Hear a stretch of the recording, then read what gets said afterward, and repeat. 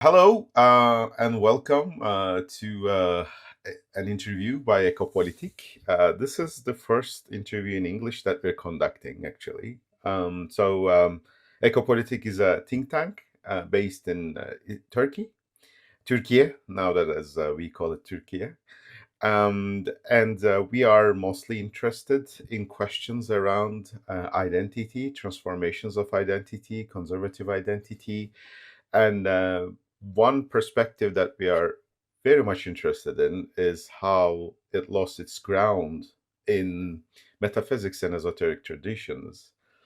And today, I'm very honored and feel privileged to have a guest with us, and Professor Walter Hanegraaff, professor of history of Hermetic philosophy and related currents at the University of Amsterdam. um, Walter is one of the most influential scholars in the academic study of Western esotericism, known for fundamentally reshaping our understanding of intellectual history, actually, by eliminating traditions historically marginalized as rejected knowledge, which we will talk about in a minute. Um, and his influence through seminal works like Esotericism and the Academy, Hermes Explains, and the recent Hermetic Spirituality and Historical Imagination. Um, Walter has explored how esoteric ideas and practices have shaped and still shaping Western identity, culture, and politics. Today, we will dive deep into these hidden currents, exploring their contemporary significance, especially in the light of current political developments such as the rise of the new right, identity politics, and conspiracy theories. So, Walter has made quite an intellectual influence on myself as well. So this is the Turkish edition of his book Batınilik ve Akademi, Batı Kültürünün Reddedilmiş Bilgisi. So this was published by Vakıfbank Kültür Yayınları in 2022. I had read this before, while before it was published, and it's one of those intellectual enlightenment. It was one of those intellectual enlightenment moments for me.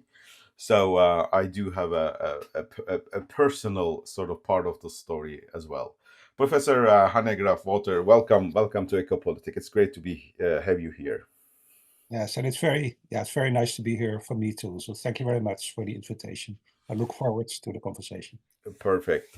Thank you. And I know some of these questions will be quite straightforward and simple, Professor, but people really need to, and we all need to know these sort of basics of this topic, as one of the sort of themes is actually how it was rejected and pushed out of our intellectual sort of agenda.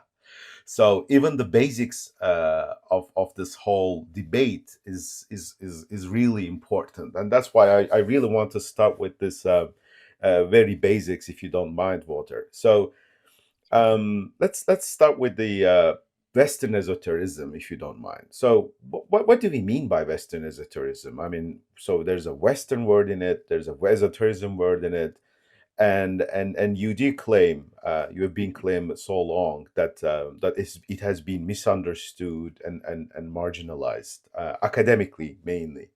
So could you briefly tell us what it is? Yeah. No, I'll be happy to. It's a bit complicated because many people associate my name and my work with the term Western esotericism. But actually, in my most recent work, it's coming out next month actually, I am changing my tune a little bit. I talk about esotericism in Western culture. I Hmm. no longer really talk about Western esotericism. So, and there are all kinds of reasons for that. So that's one thing, just to point out. Um, well, yeah, what do we mean by esotericism? It can mean many things.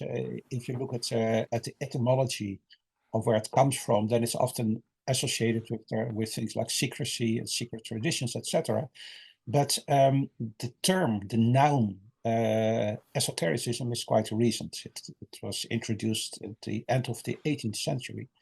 And I have come to a conclusion in my work, also in the book that you quoted, that has been translated into Turkish, about which I'm very happy. I define it in a specific way. What I think we're dealing with is a category that has been constructed based upon polemical arguments that come from Protestantism and from the Enlightenment. So basically, what this means is this: there has always been tension between, let's say, standard monotheistic traditions in Western culture going back, thousands of years, and the so-called pagan traditions that have to do with, and when I use the word paganism, I don't use it in a negative way. I use it in a neutral, neutral sense. So there is this tension between monotheism, so Jewish, Christian, but also Islamic, and on the other hand, then paganism. And there's also another thing, and that has to do with the influence of Greek rational thinking, Greek science, etc., etc. And because of the dominance of these two traditions, so on the one hand, monotheism, on the other hand, rationalism and science, there's all this stuff, all these traditions, all these ideas and practices that do not really fit into the normative ways in which monotheism and rationalism science are understood. And so because there are many historical traditions, ideas, practices, and so on that have been excluded from the normative perspective of those dominant traditions. Now, this has been going on for a long time, but it came to a head, so to speak, with Protestantism in the 16th and especially the 17th century. As I'm arguing, there has been this very influential intellectual discourse which defines basically true religion in terms of, let's say, monotheism as understood by Protestants, and then there's false religion, which is paganism, which is idolatry, and all these bad things, which has to be excluded. And this type of anti-pagan polemics was taken over by the Enlightenment, basically. So the Enlightenment thinkers took their cue largely from Protestant thinkers. And the result of all this, and it's a much more complicated story than I can tell here, it's all in the book, but the result of all this is that the Enlightenment has constructed its own identity as rational, scientific, and therefore as totally opposed to anything that does not fit its own criteria of science and rationality. And that means that all kinds of traditions that have often been very important and influential in Western culture were marginalized and understood in negative terms like idolatry, superstition, bad magic in a bad sense, and all these kind of terms of abuse.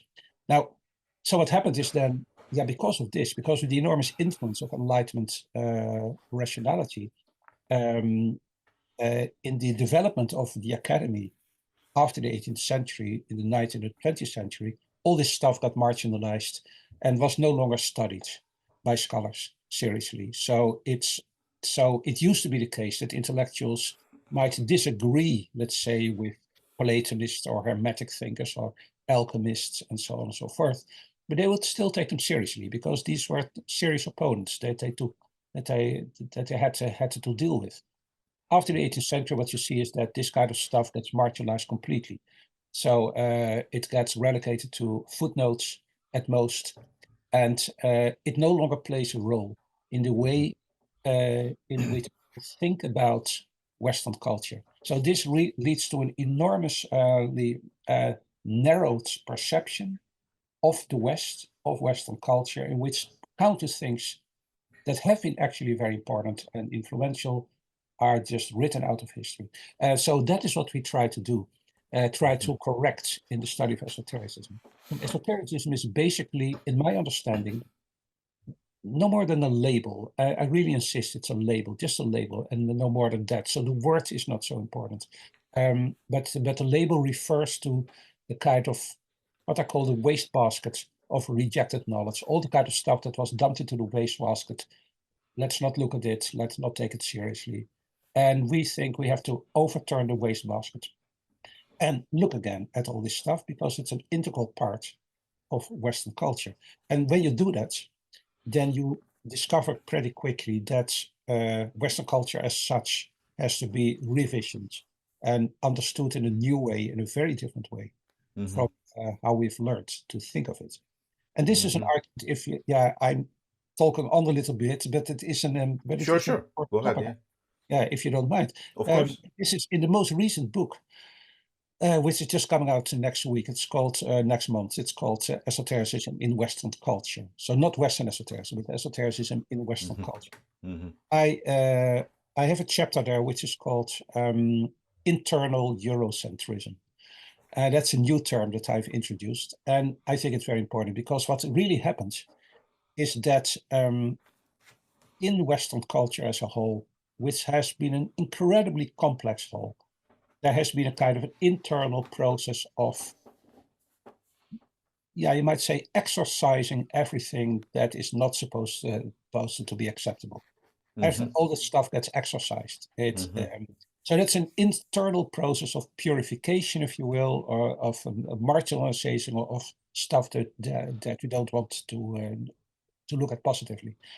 That I call internal Eurocentrism. So it leads to a very narrow-minded understanding of Western culture. And this Eurocentrism is then later in the 19th century and the 20th century, this narrow understanding of Western culture then gets projected on the rest of the world in colonialism. And so, this is important. yeah. So first in Europe, in a European context, you would meet these pagans or idolaters or magicians and all this kind of bad stuff, right? People who are dealing with demons, etc. That is how it was perceived. Then it's exported. And then it gets exported, and then with the in the colonial context from the 15th century on, people meet people. So you go to, let's say, Middle America, and you meet people who are doing similar kind of stuff, at least from the perspective of the of the invaders. And they saying, we found the same. They find the same thing here. These are pagans. They're idolaters. They're doing magic, demons, etc. So this internal Eurocentric concept then gets projected on the rest of the world and becomes foundational for colonialist subjugation and extermination of so-called pagan cultures. So it's used as a frame to understand the others as well, right? Yes. So it becomes like a lens, a perspective to interpret the others, not just yourself and your future, past. Yeah, exactly. So it's, as I call it, it becomes internal Eurocentrism. So the internal exorcism of everything that we now call esoteric and occult and so on. This becomes the template for the externalization of Eurocentrism, leading to colonialism, to suppression of pagan and idolatrous traditions and so on. And this is why I think it's a big deal. It's not just studying some marginal, interesting things in the Western culture. It's actually about understanding the ideologies that justified the suppression of everything that did not fit a narrow standard of rationality and science and monotheist religiosity.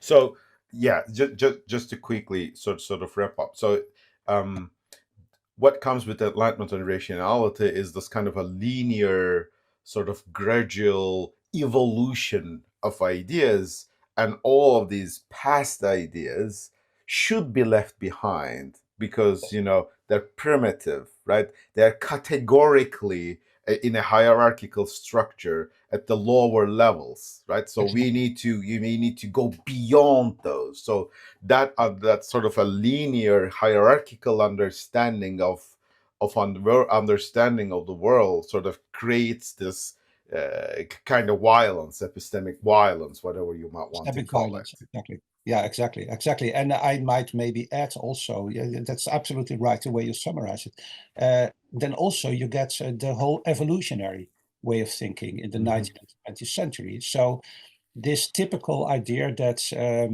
the history of humanity is supposed to develop from magic and mythology up to monotheistic religion as a higher level, and then from there we move on to rationality and science as the highest Sure. level. And Sure. this means that all these other kinds of ideas are seen as superseded, as primitive, as you say, as backwards, etc. It has very racist implications also, because it really means that this primitive magic that is associated with dark-skinned savages, right, Sure. in Africa, and Of they're doing course. magic, and they're involved in the demons. And now we are sort of white gentlemen who are higher on the ladder. Sure. We are better, and we've evolved beyond that. So the whole racist discourse is part of this. Part This of is a this is going a on. super interesting perspective, Walter. I mean, so this is going to be in your new book. I'm looking forward to read Yeah, this. It's a super interesting perspective. So first, you kind of develop this perspective internally in order to understand yourself, and then once it's sort of developed, then you turn your face towards the other parts of the world, kind of, and you use that lens in order to create those hierarchies. Just maybe justify sort of all this colonialism and everything. exactly. Yeah, so Su- it's a big deal. It's a big deal.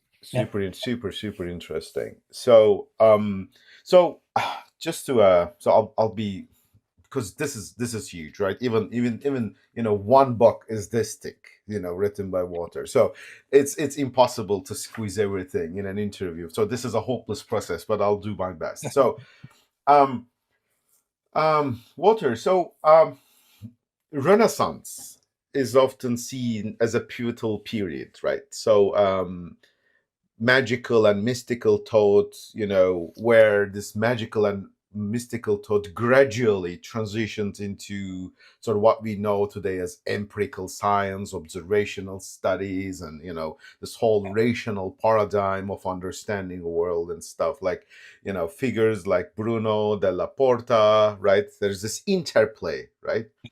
yeah.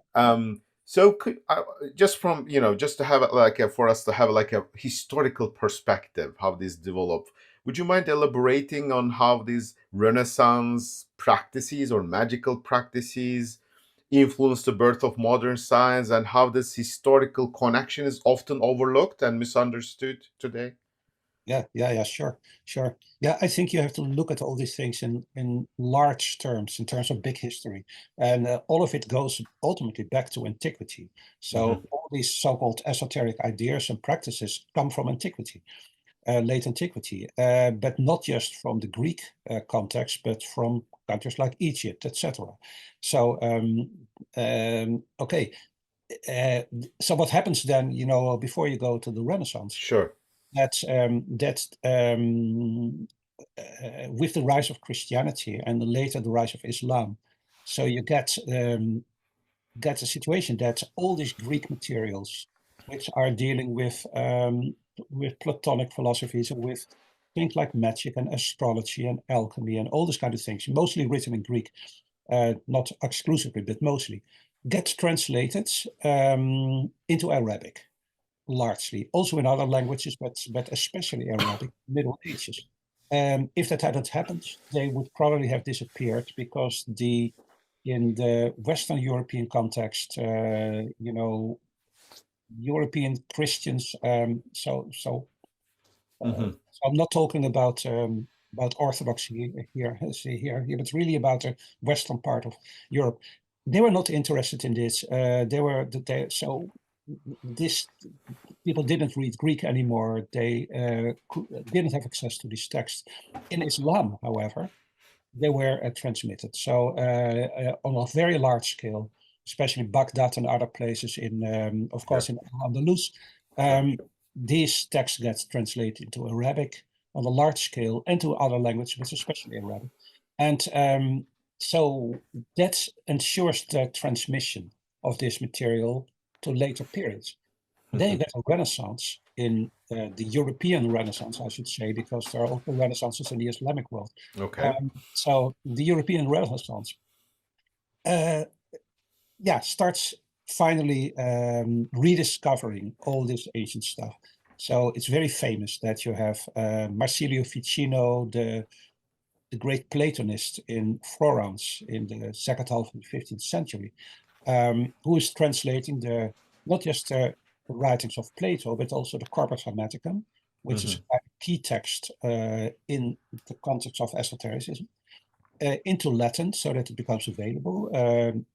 Also, the printing has just been discovered. So suddenly this text gets disseminated on an enormous scale, unthinkable in previous periods.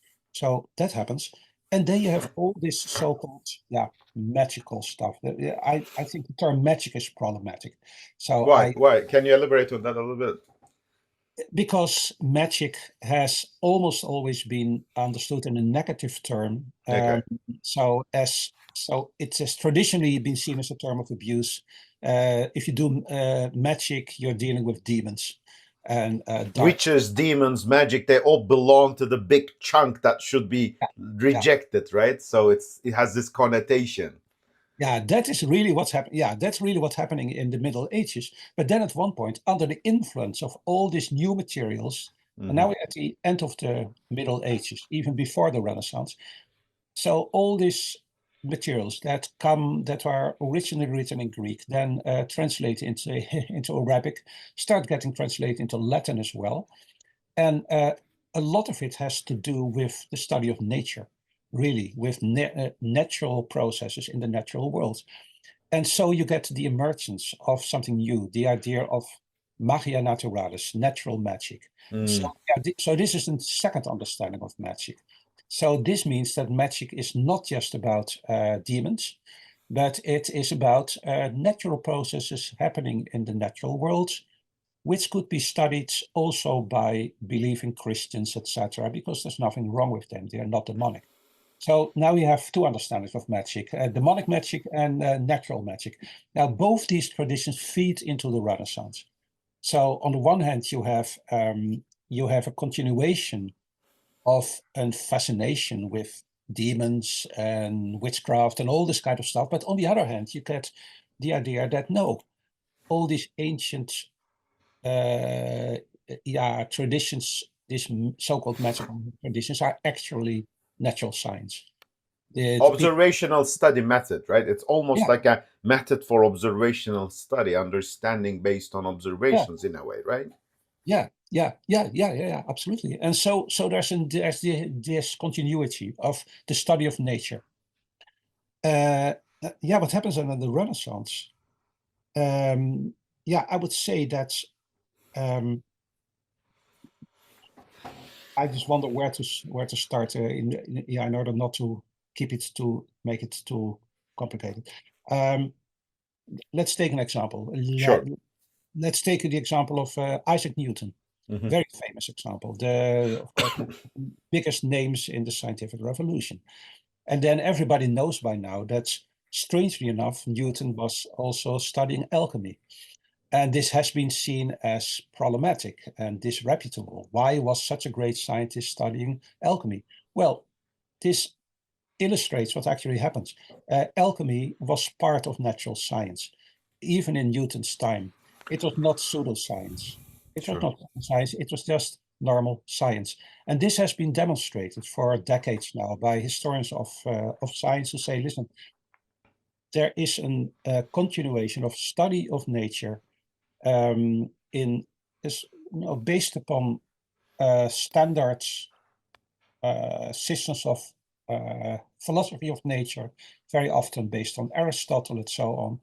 And this is how scientists were doing their work. So if if Newton was studying alchemy, that was not because he suddenly got crazy and attracted by pseudoscience or something like that.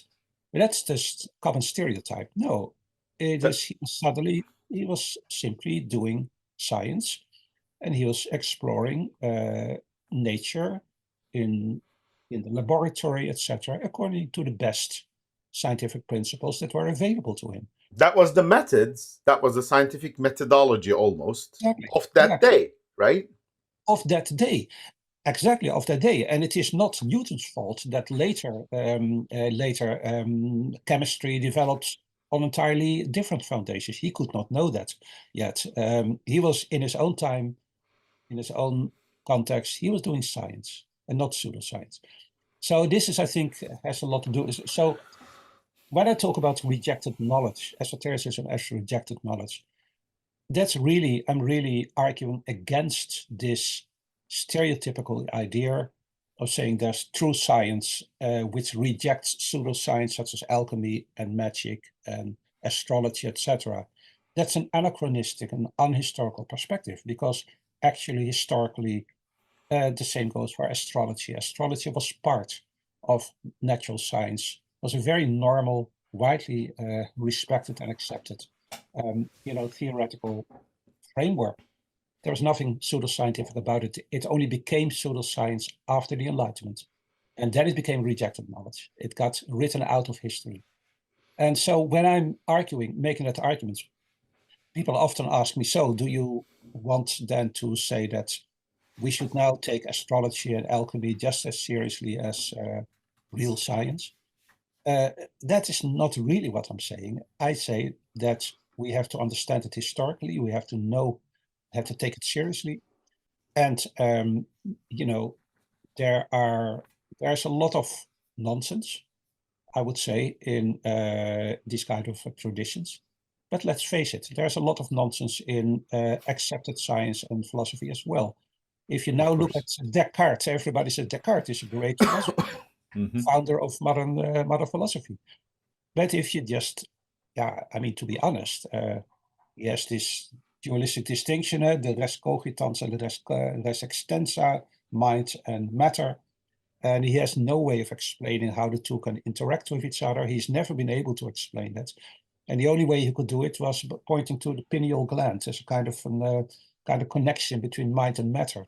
And that was based on theoretical assumptions that were already outdated in Descartes' own time, not to mention later.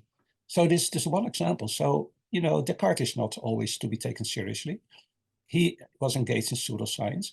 Sure. And some of the people who have been seen as pseudoscience are actually more scientific than people realized. So these rigid distinctions have to be dissolved. It's Of much, course. much more complicated.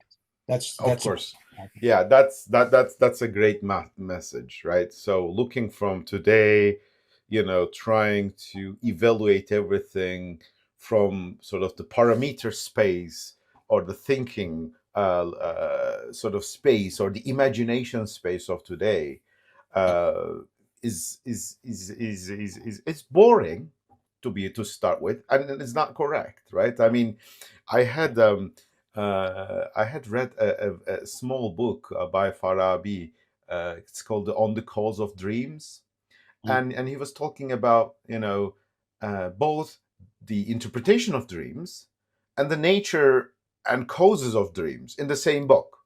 So and it was okay. So it was natural for him, right? It's part of it, right? So that sort of that relationship that you were just saying, right? I mean, Newton, inventing calculus and studying alchemy, right? Part of the same package. It came as a package, right? So that's how you study world. and Exactly. and and a similar sort of feeling I had was in that sort of I think it's probably a chapter in the opinions of the people and the ideal city by Farabi. It's great. It starts with this cosmological understanding, 7 layers of the universe, and the moon and everything. So that's how the imagination is shaped as well, right? So Right. people form their thoughts based on the imagination space that's offered in that very age, and the how much you know about the universe, of course, is going to shape how you think about the world and everything. Yeah, So yeah, absolutely. um It's and this, yeah, yeah, absolutely, and interpreting dream and start trying to understand what causes dreams can be part of the same chapter in that very age. yeah. I'm always reminded here of a fantastic novel that by John Crowley. Has nothing to Mm, do with the magician. Aleister Crowley is a different guy. John Crowley, an American writer, he's still alive. He's written okay. best novels about esotericism. Maybe the very best novel that I know. What And was the name of the novel again, Hunter? yeah, it's a four volume series. It's called the Egypt cycle. Egypt written with AE, and there's a Okay. reason. So Egypt, it's 4 volumes. It's fantastic. But anyway, so the reason I mentioned it is that there is a scene early on in the novel where the main character is teaching students at a college in New York. He's teaching them history, and he's talking about Dante, the author of the Divina Commedia, of the Divine Mm-hmm. Comedy, Mm-hmm. right? And then he he on the blackboard he draws the globe, and he describes how Dante saw the world. So you have the 7 layers of hell inside the world, and on one side there is Mount Purgatory, on the other side there's only Earth. So it has nothing to do with physical reality as we know it. It's a completely fantastic kind of way of depicting the world. But Of the whole course. point is that in this book, then in this novel, then this teacher is talking about this. He's painting. He's giving this picture of Dante's worldview, and he has the students, and he asks, what is the very first thing that you notice about this picture? Mm. And then the students are, well, I don't know, it's this and that, and they don't have an answer. And then finally he says, well, it is not true. That's what he says. It is not true. And that I find it very important. But then eventually in the novel, he begins to doubt whether that is true. And the Okay. reason is that and that is what the whole novel is about, because at one point he realizes, listen, if you are living in the Middle Ages in Italy and you are Dante, who is of course a great mind, then this is the world in which you are living. And Mm-hmm. we may know that the world is circling around the sun and not the other way around. And we may know all these kind of things, but for all intents and purposes, when you live in the Middle Ages and you are Dante, this is the world in which you're living. This is your reality. And it's totally rational and understandable that this is your reality. Yes. So for all intents and purposes, it is true. It is true for Dante. It is true for people who are living there. Of course. And yeah, yeah, and this is and this is something that we tend to forget. We tend to think about these ideas like, oh, these people must have been uneducated and crazy and stupid or whatever, that they had these weird ideas because we know better now. Well, we may know better in some respects, certainly, certainly. I mean, the sun is in the center and the world is circling around it, not the other way around. There's no doubt about that, certainly. But nothing of that suggests that people who believed in these things were irrational or unscientific or no, they were using the best knowledge available to them at that time. Mm-hmm. Of And so you cannot write history backwards and then judge them on the basis of our course. supposedly superior knowledge. Yeah. Of course. Of course. But sometimes when I think about this whole enlightenment and rationality and all that revolution in the West as a spoiled child, Yeah. with no kind of intellectual humility at all. Mm. And I think that is something we probably all need, right? Intellectual Exactly. humility. Absolutely. I love it that you say this. This is what I've been saying again and again.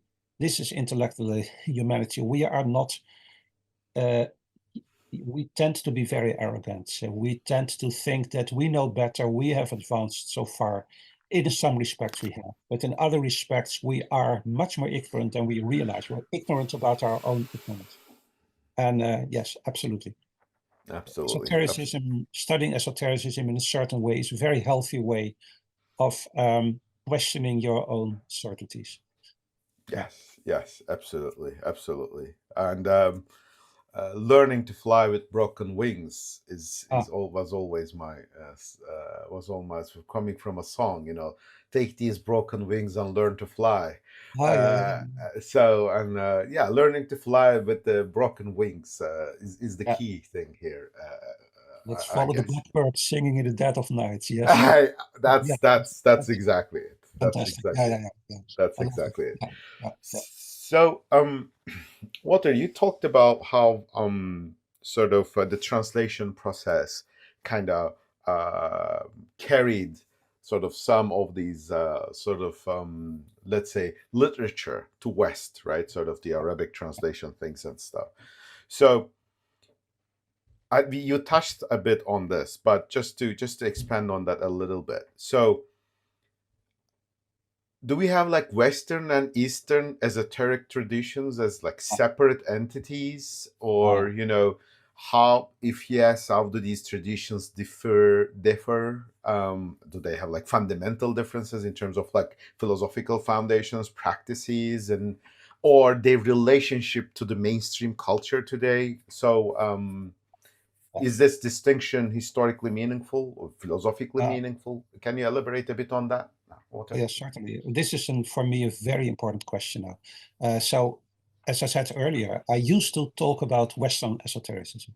I adopted that from the pioneer scholar in the field, Antoine Fèvre, the French scholar at the Sorbonne, and he talked about l'ésotérisme occidental, Western esotericism, and everybody took that on when we developed the field in the 1990s.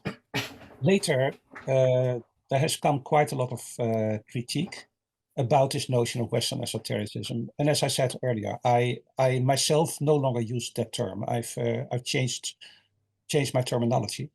So I talk about esotericism in Western culture. And why is that important?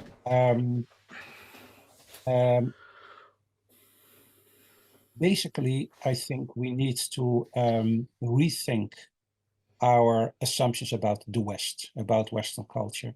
And I'm advocating in the new book, I'm advocating the concept of the Greater West, as I call it. I'm influenced by a friend of mine, a fantastic Islam scholar, Matt Melvin Kushki, who's a great specialist of Persian, Arabic, early modern occult sciences.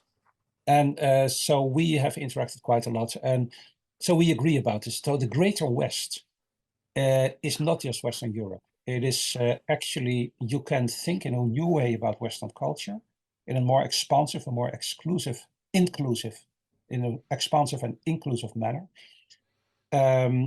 So the way that we define it, and then I'll come to esotericism in a moment, so the way we define it is you can think about Western culture as emerging essentially from two things. On the one hand, from the whole Hellenistic cultures from antiquity, starting with Alexander the Great. So the expansion of Greek culture over a very large space, which was later inherited by the Roman Empire. Okay, so that's the more pagan, philosophical, Hellenistic context. And then you have monotheism, so Judaism, Christianity, but also Islam.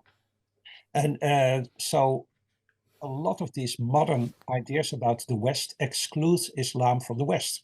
So Islam against the West.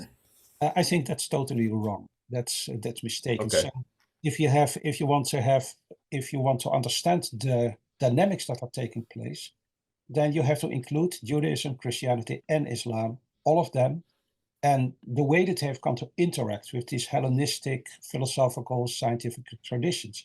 That is basically the cultural whole of the West. So this leads to an enormously expanded West, but also a West not expanded in an imperialist sense, but it is an expanded West in a cultural sense, because it means that it includes Judaism, Christianity, Islam, and all the philosophical Hellenistic traditions that come from there. And that goes, of course, then through all kinds of further phases and development. Now, so esotericism is basically everything that, as I said earlier, esotericism stands for everything that has been excluded on the basis of a narrow understanding of the West. But at the moment you expand the West in this manner, and you include all these things, then the whole story of the West has to be rewritten in a radical manner. Of course. It is The ingredients change, so you have a new dish. Yeah, and it's much more complicated, and you have to, and you cannot just. It's not possible to talk about the Christian development without being aware of the Islamic developments. You cannot talk about the so-called real science that emerged without talking also about the so-called pseudoscientific things. You cannot talk about rationality without talking about the so-called irrational counterpart of this. All these rigid distinctions have to be dissolved, and you end up with a much more complex and I think much more fascinating. You said boring earlier, a less boring, a much more exciting view of Western culture, which contains so much that we don't even know about. Sure. That is part of the whole. So, yeah. So is there that? So, and that brings me then to your question: Eastern and Western esotericism. So my understanding here is, so many scholars nowadays are arguing that there must be something like a global esotericism, so it's everywhere. And so you like have a perennial kind of view of it, is that like that some people say that, but people I have in mind now, younger generation scholars are making now an argument for global esotericism. It's not perennialist for them. They say, esotericism is kind of not a narrow Western, but a global phenomenon. I find that problematic. I've been arguing at length why I find it problematic, because basically, if you look at the way that they describe this global esotericism, it basically means, for them, it means secrecy, secret traditions, as opposed to exoteric, non-secret. I see. And you can, so you're widening the geographical content, but you're making the definition more shallow in a way. Exactly. That's a very nice way of summarizing it. Yeah. And then everything turns around secrecy. And my argument is, listen, it is very important and interesting and fascinating to study secrecy and secret traditions worldwide on a global level. I'm all for it. But there's no need to call it esotericism. You can simply call it secrecy. And other languages have their own words. In Chinese, you can find words for secrecy. You can find it in Bangla or in Sanskrit or in basically in most traditions, languages, you have words for secrecy. So it's very easy to talk about secrecy on a global level, respecting the specific languages of different cultures around the globe. This is not, but when you try to, so this is not okay. Then you're talking about secrecy, but what about esotericism? Well, esotericism is a much more specific term that emerged in the 18th century. It is loaded with connotations, and in my argument, esotericism is basically the term for the rejected knowledge of the Western intellectual elites, basically. So that's a whole specific context. Now, I think the problem is that if you then start projecting this esotericism, which has clearly Western polemical origins, if you then project that on the rest of the world, you end up defending something that I refer to as terminological imperialism. You're terminological imperialism. You're just projecting our Western idea on the rest of the world, and you think, and that becomes the standard for interpreting other cultures. And I think the intention of global history and the global esotericism scholars, the intentions are very good. They're trying to come up with a unified theory that explains everything, which is always attractive. But there's a trade-off between external validity and internal validity, right? This is always the case. That is certainly also the case. Yeah. But in this case, I think they they are worried. Many of these scholars who defend global esotericism, they are worried about the Eurocentric, the narrowly Mm, mm. Western-centric kind of perspective, and I totally get that, and I support them in that. However, I think if you then try to solve that problem by projecting a Western concept on the rest of the world, you're actually falling into the trap that you try to avoid. You I become a terminological imperialist yourself. So I'm arguing, no, that's not the way. Ironic but true, right? So, and Very that this ironic. is quite common in social sciences as well, right, Walter? Right? I mean, the all these kind of social scientific terminologies and theories that were developed based on West can be used to understand, or easily transplantable. I use the word transplant, so you just transplant that into understanding of other social scientific theories. Or, for instance, like in my field, right, there are these theories on religion and politics, and how religious identities affect politics, and these theories and concepts are developed based on Protestantism and Western politics. And they're trying to use the exact same toolkit and the conceptual space to understand how Sunni Islam and politics are related. You're not going to get anywhere there, right? So they're just trying to transplant that mindset into another body, and it's just not going to fit. Yeah, I agree, and I think the intentions are very good, but intentions are not enough. It really has to work, and you can actually create something that you want to avoid. There's a saying by a Turkish Sufi, I think. I don't know if you know that, Walter. The road to hell is paved with good intentions. I know that expression. Yeah, yeah, yeah, that's true. So yeah, so my argument is that I yeah, I think that that it's useful to talk about esotericism in Western culture understood in a broad, inclusive manner, in a non-Eurocentric manner. That's possible. And then from that perspective, I see. you say, okay, we have that stuff that we study under the name of esotericism, and you guys in China or in Africa or wherever you are, have your stuff, and let's talk with each other, and let's compare, and let's see what you can teach from each other, but let's not impose our ideas on you or your ideas on us.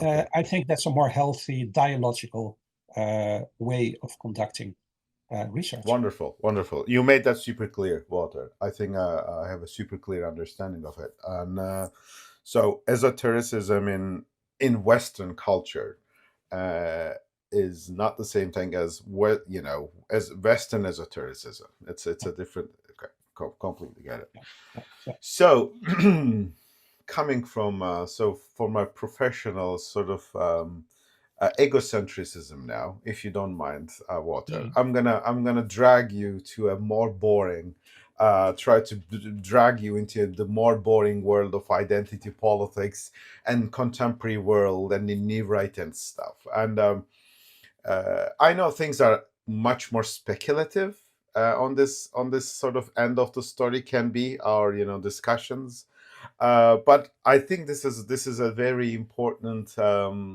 sort of thing to discuss these days, because in recent years, we've witnessed the rise of conspiracy theories, right?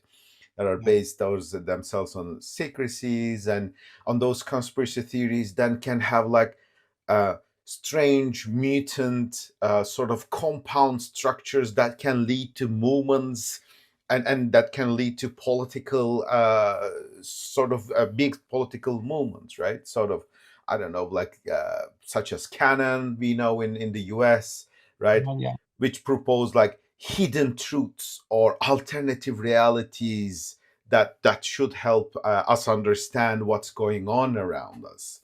Yeah. So I really wonder. So, do you see a continuity? Because there are people who do argue that there is a continuity, right, between such contemporary secretal thinking on conspirational thinking and historical esoteric traditions. Or do you think they are like fundamentally different phenomena, Walter? Well, I think they are it's neither one or the other. I would say that there is a lot of conspiracy thinking that has nothing to do with esotericism. There's also a lot of esotericism that has nothing to do with conspiracy thinking, but there is an overlap. There is Okay. a substantial overlap. Okay. And so, yeah, it depends partly on how you want to define conspiracy theories in a narrow or wider sense. It's a very big topic and a very important topic. So, yeah, for instance, you have to, just to start there, in the 17th century, you get the Rosicrucian manifesto, and this is based upon the idea of a benevolent conspiracy. So the Rosicrucians are supposed to be a secret group of wise men who are spread all over the world, all over Europe, basically, trying to heal the sick, trying to do good things for society, but they're hidden. So this is good conspiracy. So this idea there exists. But then in the 18th century, so you get to create Freemasonry and all kind of Sure. organizations. I was just gonna ask, yeah, Yeah. Freemasonry part of the Yeah. picture, yeah. But then what happens, I think this is basically very important, is then what happens is the French Revolution, 1789, 1799. And this basically disrupts and destroys the traditional collaboration of altar and throne, as it is known, of the nobility and the clerics and the clerics. So the worldly and the secular and the religious order. So this gets destroyed by the French Revolution, and I think then what you see is that very quickly after that, well, you get these big conspiracy theories. It begins with a French cleric, Baruel, who writes what has been referred to as the Bible of conspiracy theory, this large book, multi-volume book, which basically claims that the French Revolution was engineered by dark demonic forces, secret societies, the Knights Templar, who are supposed to have been, and all these stories. And that is how it happened. So actually the demons and the devil and his secret societies have managed to overthrow the church and establishment. And there's always some truth in these stories, right? Freemasons were involved. We kind of know that historically, right? So there needs to be some element of truth in there for those conspiracy theories to work, right? Yeah, exactly. And that's if there's no elements of truth at all, then it won't work. Yeah. So in this case, of course, the Freemasonry, among other things, sure, was a place where you could experiment with non-hierarchical social relations. So you could have people of the nobility and the working classes meeting each other as brethren in the context of Freemasonry, which was difficult outside of the lodge. So the lodge was a kind of a place where egalitarianism could be experimented with. It was a hub, right? Where it's almost like a hub that ideas develop and sort of sort of a lab, yeah. Yeah. So yeah, a kind of hub, a kind of how do you say that? A kind of inoculation, kind of, right?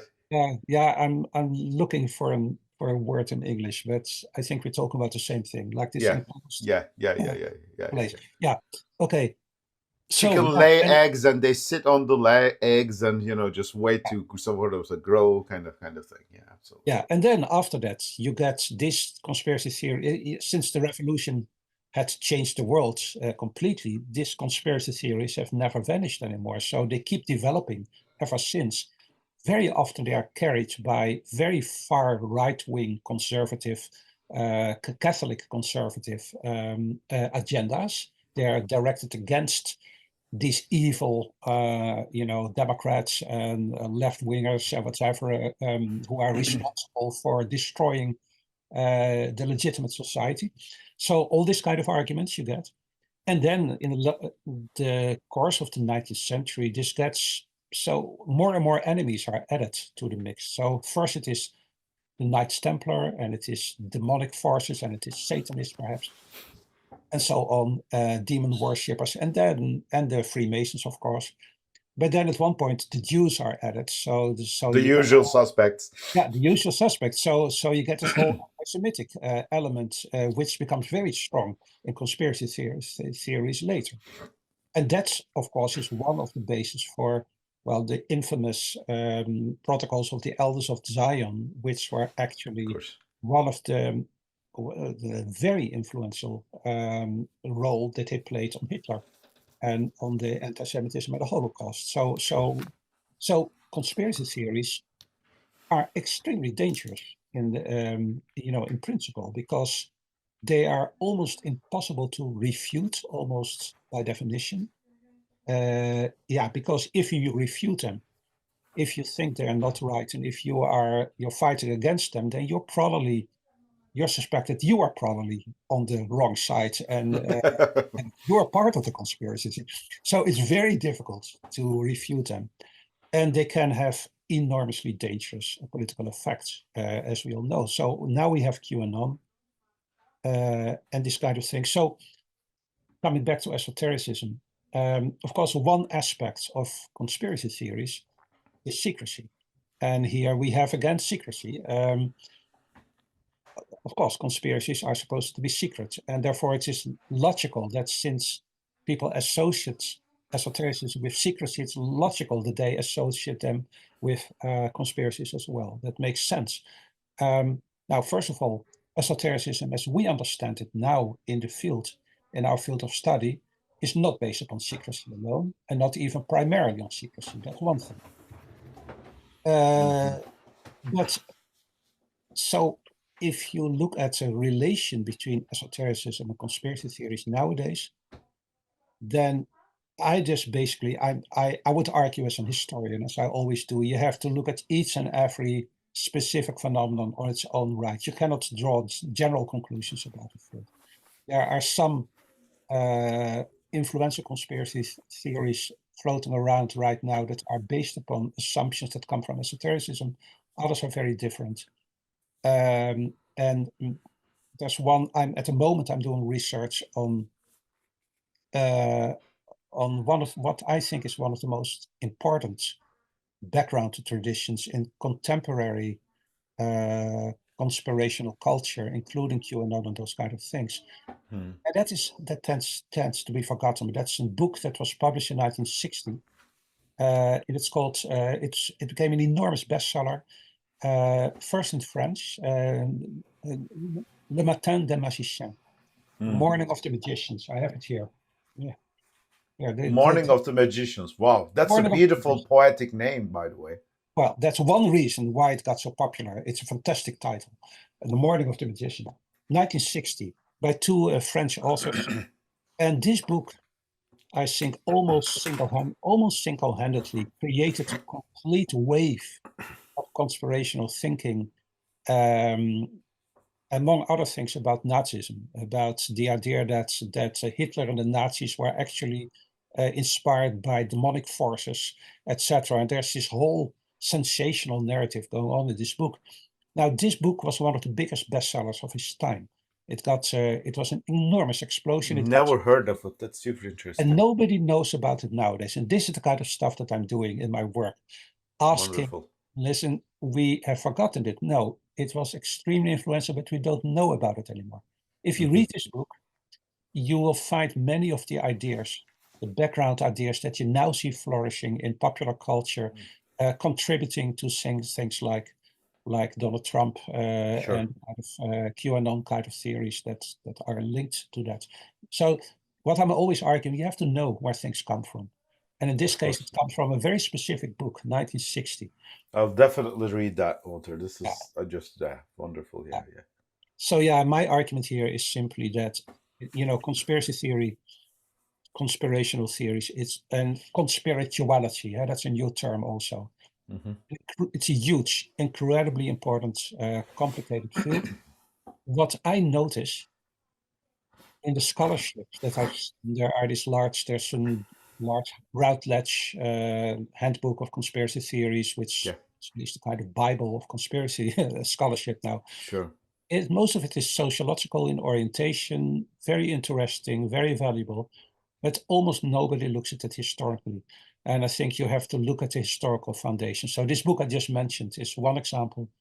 And even specialists that I've met who spend all their time studying conspiracy theories sometimes haven't even heard about the Morning of the Magicians.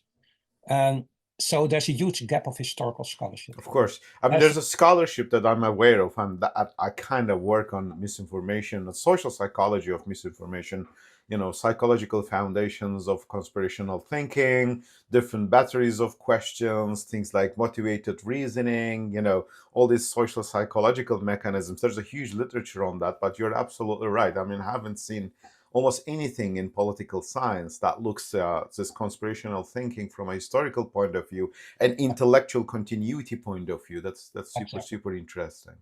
Exactly. So I think that should be big on the agenda for the future. I think that has to be corrected because conspiracy thinking at this moment is so incredibly important. So we have to correct this gap. So I'm doing a bit of research on that, and I might expand it because, and of course, Morning of the Magicians is not the only. There's much more, but it's a major. Absolutely. And what I realized, Walter, is that people like me who are doing like empirical work on sort of social psychological foundations of information processing, because conspiracy thinking is basically part of bounded rationality models and biased information processing models, and people like you in doing intellectual history and trying to understand the intellectual continuity, we don't speak to each other, and sort of and that is a big gap that happens almost everywhere. That is in I don't know, like political psychology of polarization as well, for instance, right? Conflict as well, because I mean, polarization is not new, conflict is not new, conspiracy theories is not new, but I know this is a self-criticism, right? If you look at the sort of the major political science journals these days who are publishing them, papers and papers and papers on effective polarization, they all start with year 2000, like as if the history started there, right? History started there. No, I think exactly. That's one of my main things. I mean, we are losing our sense of history more and more. In the humanities, history is being defunded, it's being marginalized. And, something I always say, if you don't mind, I'll say it again. Of course. This is what I tell my students all the time. I said, listen, guys, I tell students, listen, if you tomorrow get an accident and you lose your memory, then you're completely disoriented. You cannot live your life anymore. You do not know how to move forward, how to act in an appropriate manner in the world. I mean, it would be a disaster. That's if you lose your individual memory. Sure. If we lose our sense of history, collective memory, that is, right? Then we are losing our collective memory. And if we do not know where we come from, we have the same problems of orientation. We do not know how to move forward. And that's what we're doing, what we have been doing. And because people think history is it's a long time ago and it's over and it's not relevant anymore. No, history is right here. We are, I'm always telling my students, just imagine that, just strong example, just imagine that Plato had never lived. Could easily have happened, right? His parents hadn't met and Plato was never born. It could have happened. Small things could have prevented. Butterfly effects, right? Yeah, the butterfly effect. Just imagine, then I tell my students, if Plato had not been born for any kind of contingent reason, I assure you the world would look so completely different from what it looks now. You and I would not be sitting here. We would not be talking about the things we're talking about. We are swimming into an intellectual and a social and an imaginal culture that is unthinkable, without a guy who was born 2,500 years ago. And that's just one small example. History is always there. It's not. It isn't over. It is continuing right now. But we tend to forget that. Yeah, we tend to forget that. we are no longer teaching our students and our children to be aware of where they come from, the history that's brought them where they are now, and that's a shame. That has to be correct. Absolutely, absolutely. And so I kind of feel like your student as well in some respect, Walter. So I'm just taking this note for myself as well. So for sure. So before I close up, I mean, let me sort of close the interview.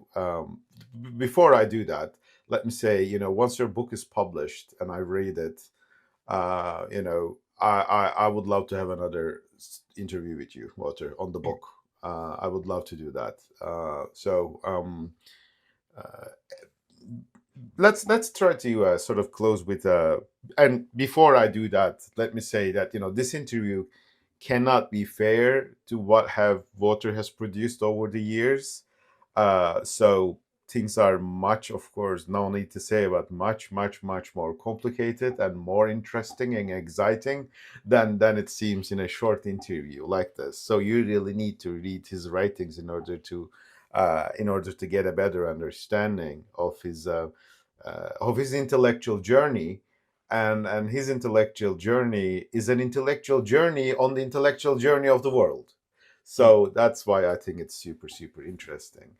So, Walter, looking back on your academic journey, your intellectual journey, and considering the contemporary resonance of your scholarship and what you've produced over the years, what insights have surprised you, challenged you most profoundly? I mean, can you tell us a bit? Can you give us a personal glimpse, if you don't mind, Yes, here?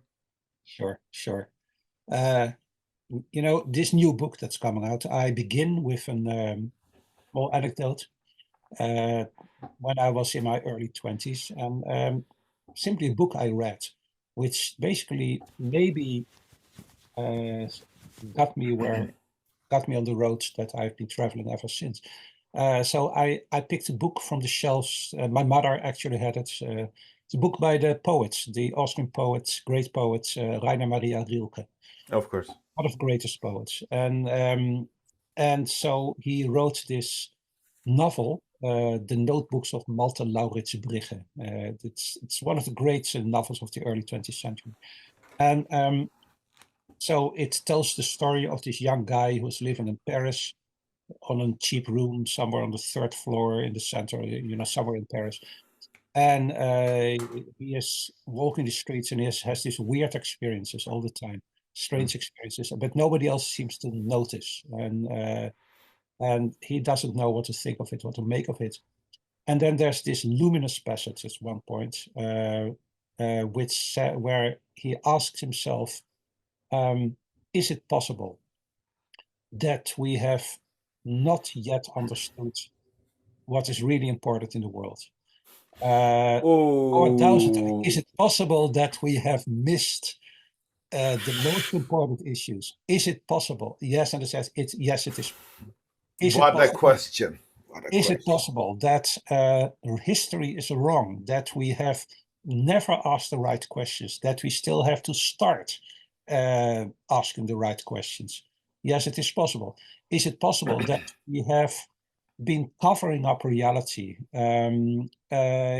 with some kind of boring fabric, he says, like the furniture where you leave in the summer for the summer holidays, it looks boring and empty. And is it possible that we have not actually seen what's underneath?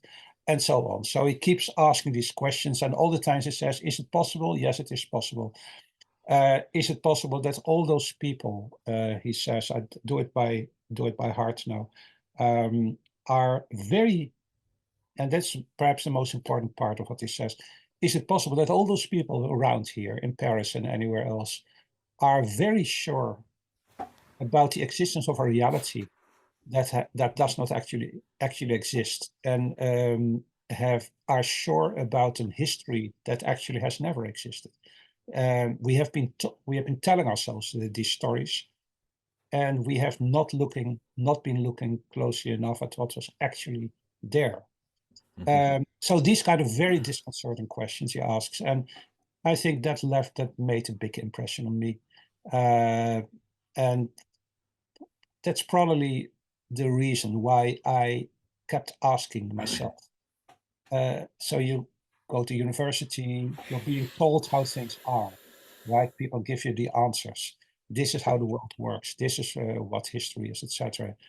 So I just basically ask myself, is it possible that none of that is as convincing as it is being presented to me? So I started looking at anything that other people were not looking at. And that's basically what I've been doing all my life.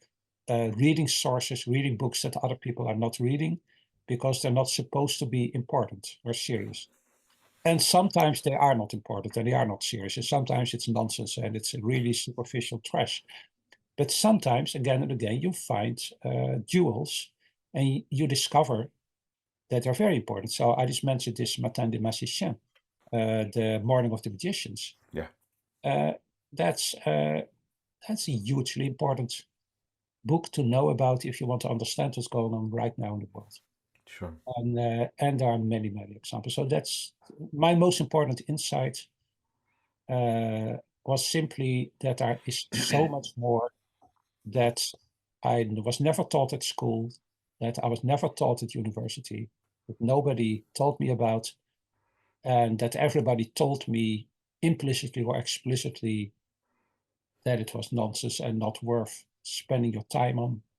And my big discovery was that no, it is worth spending your time on that because this can lead you to ask questions and see things that that really change the whole way in which you are in the world. This is also part of the new book. I talk about counter-normality and counter-normativity and counter-normality. And so I talk in the final part of the book about our experiences, this sense of weirdness, the weird The stuff. weird. Yeah. And when scholars of esotericism meet each other at conferences, then we often say to each other, well, we are really studying the weird stuff, right? That's what we do. It's all the weird stuff. And in a way, that's true. But what is weird? Well, the weird stuff is the stuff that is not supposed to be there, and nevertheless is there. And things that are not supposed to be possible, and nevertheless somehow appear to be possible. And all of that has to do with what I call counter-normality. So we're living in a world of normality, and the normative institutions and normative traditions tell us this is how things are, and there's no use it's no use looking anywhere else because this is what it is. And I think studying esotericism has a lot to do with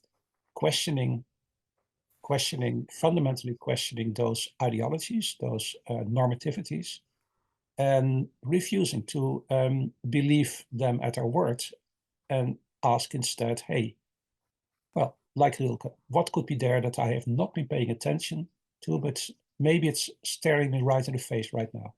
I just don't pay attention. Let's pay attention. Okay. That's what it's about.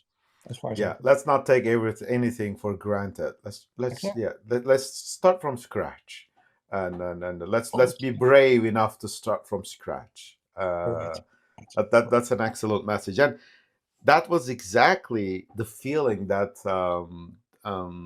this Batu Niliken Academy, Esotericism and Academia book had created while I was reading.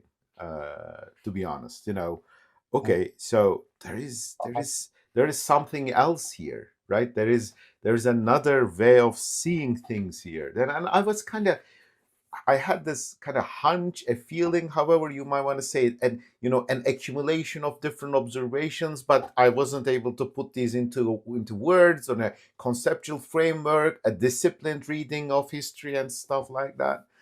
Then reading this book had given me the courage to speak out to myself first, right? Because there's always this autobiographical aspects of what we do, right, Walter? I mean, because at the end of the day, we are trying to make sense of our lives first. Yeah. as intellectual sort of people on the road, right, of doing this journey. And that's another thing that I think we've lost, right? So when I look around me, academic looks like a profession, you know, and the autobiographical element in it, the autobiographical meaning making, I can't see that around a lot in academic conferences and stuff. It Yeah. might be it might be too romantic, or it might be too unrealistic for that kind of an expectation these days. But I still have that feeling. So, and that courage, or the hope to believe in a better, or not a better, let's not put a normative term here, or a different understanding of meaning making, and how it relates, how it can relate to academic knowledge production. If I look from a completely autobiographical perspective, what you just said speaks to that part of my life as well. Let me put that as a personal note as well here. Yeah, I have to say that I